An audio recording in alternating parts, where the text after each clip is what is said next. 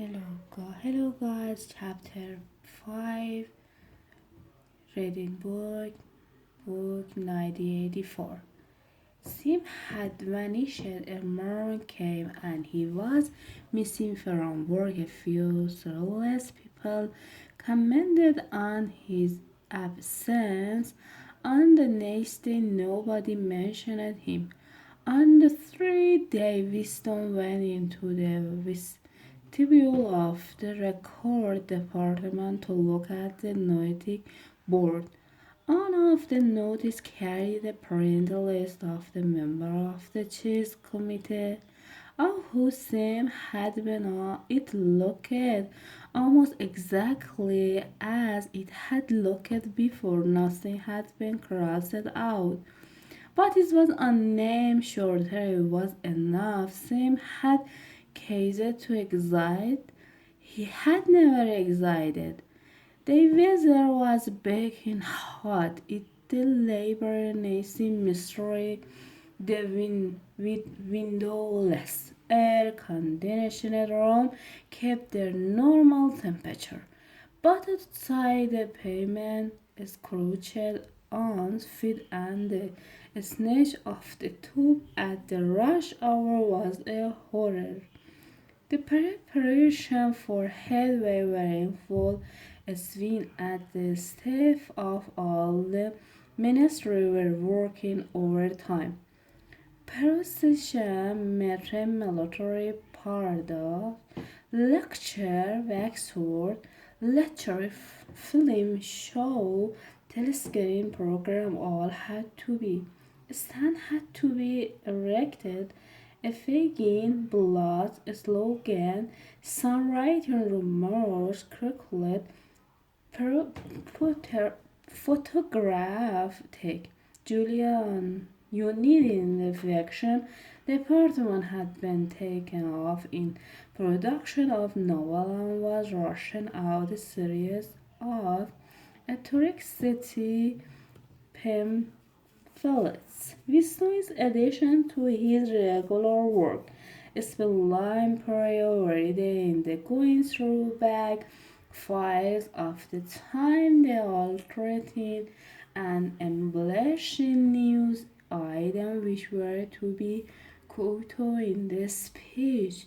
Let at night when crowd of rowdy prolonged the story. The town had a curiously foul air. The rocket bomb crashed oftener than ever, and something in the far distance there were enormous explosions which on no one could explain, about which there were wild rumors. The new town, which was to be the dam son of Hedwig the Headside was called, had already been composed. The am was being endlessly blogged on the telescreen. It had a savage barking rhythm which could not exactly be called music, but resembled the beating of the drum, roared out by hundreds of voices to the tram of the marching feet. It was terrifying. The Pearl had taken a fancy to it, and in the midnight street it compared with the state popular was only a hopeless fancy. The person children played at it at all hours of the night and day, unbearably on a calm and a pace of toilet paper. Western evening were fuller than ever. Squad of volunteers organized by person were preparing the street for Hedwig, stitching banners, painting posters, erecting flagstaffs on the roofs, and paralleling right across the street for the reception of streamer person boasted That victory mention alone would display 400 meters of bounty. He was in his native element and as happy as a lark. The heat and the manual world had even given him a pretext for reverting to short and an open shirt in the evening. He was everywhere at once, pushing, pulling, swinging, hammering, improvising, jolting, everyone along with comradely exhortation and giving out from every fluid of his body what seems an inexhaustible supply of acrid smelling sweet.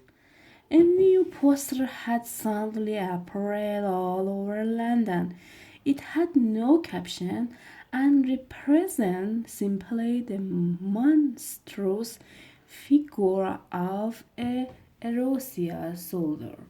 There are 4 meter high, strained forward with expressionless Mongolian face and enormous boat, a submachine gun pointed from his hip. From whatever angle you look at the poster, the muzzle of the gun, magnified by a foreshortening, seemed to be pointing straight at you.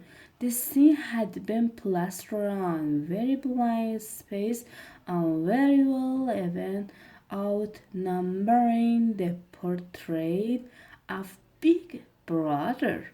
The pearl normally apathetic about the war were being lashed into one of their political periods of patriotism, as so to harmonize with the general mood. The rocket bomb had been killing a large number of people than usual. Also on a crowd-filled theater in Stepney, buried several hundred victims among the ruins. The whole population of the neighborhood turned out for a long trailing funeral which went on for hours and was in effect an indignation meeting. Another bomb fell on a piece of waste ground which was used as a playground, and several dozen children were blown to pieces. They were featured demonstration. Goldstein was browing a figgy. Hundreds of copies of the poster of the Russian soldier were down and added to the flame, and a number of shots were loaded in the turmoil. Dinner Murphy around that space were directing the rocket bomb by men of wireless wave, and an old couple who were suspected of being of foreign extraction had drawn a horse set on fire and perished of suffocation in the room over Mr. Carrington's shop when they could get there. Julian Weston lay side by side on a striped bed under the open window. Naked for the sake of coldness, the ray had never come back, but the bug had multiplied hideously in the heat. It did not seem to matter dirty or clean. The room was paradise. As soon as they arrived, they would sprinkle everything with paper bowl on the black market thereof their clothes and make love with sweating bodies, then fall asleep and wake to find that the bug had railed and were missing for the counter attack. 4, 5, 6, 7 times they met during the month of June. Winston had dropped his habit of the drinking gin at all hours. He seems to have lost the need for it. He had grown fatter. His varicose ulcer had subsided, leaving only a brown stain on the skin above his ankle. His fit of coughing in the early morning had stopped.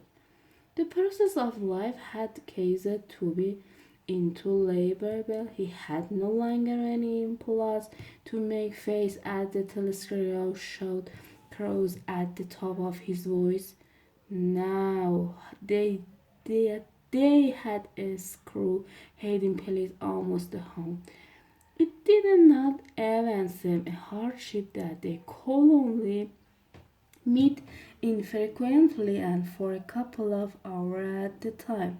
What mattered was that the room over the junk shop should exist. To know that it was there invalid was almost the same as being in it.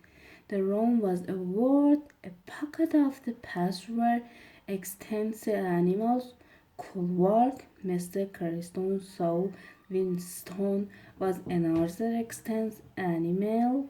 He usually stopped to talk with Mr. Carston for a few minutes on his way upstairs to Oldman Sims, seldom or never to go out of doors. And that's enough. Goodbye.